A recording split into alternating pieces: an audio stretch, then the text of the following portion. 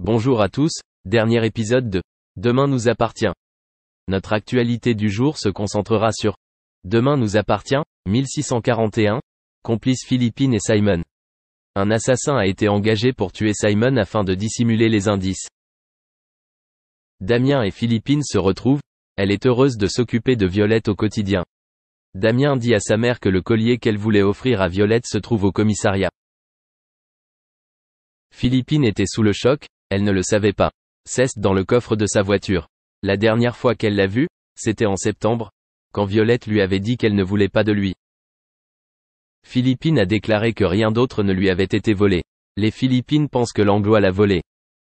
Damien l'a confié à Roxane, il avait peur que sa mère se mêle de cette histoire. C'était un sentiment, il sentait son attitude défensive.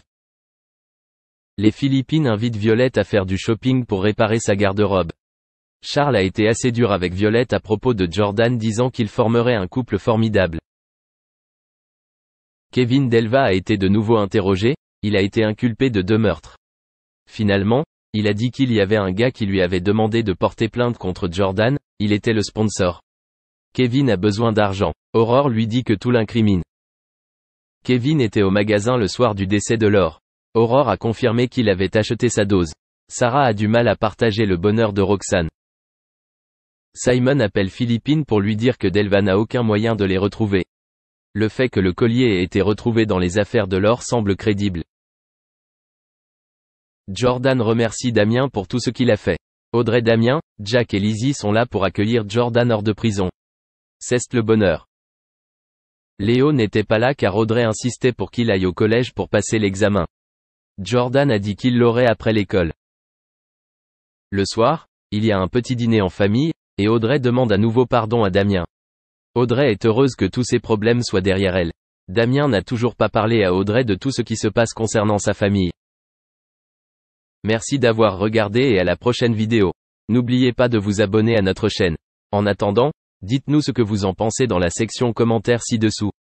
C'est ça.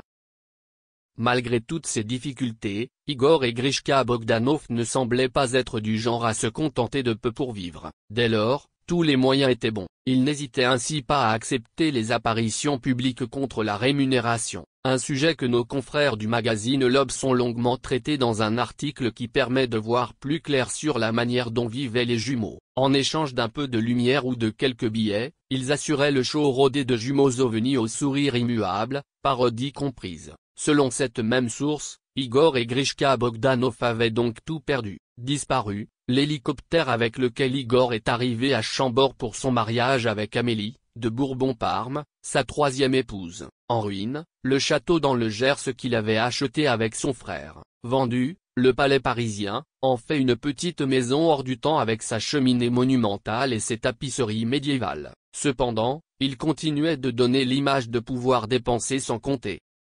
Une situation qui était alors loin d'être idéale, mais qu'il paraissait vouloir cacher à tout prix. Si Igor et Grishka Bogdanov vivaient dans la capitale, ils ne disposaient pas de plusieurs centaines de mètres carrés. En tout cas, Igor logeait dans une habitation plutôt modeste. Contre toute évidence, Igor continuait à appeler château, son 35 mètres carrés, situé pas loin de l'appartement de Grishka. Les Bogdanov ont toujours couru après l'argent. Une autre manière de dire qu'ils ont sans cesse dépensé plus qu'ils gagnaient avec comme résultat final, un endettement perpétuel. D'ailleurs, Raphaël Enthoven, qui les connaissait très bien, confirme qu'ils ne disposaient pas de beaucoup d'argent, ils n'en avaient pas, et même moins que ça. Ils servaient à éponger les dettes. Un avis visiblement partagé par l'un de leurs proches qui préfère rester anonyme, mais qui pourtant fait des révélations particulièrement étonnantes.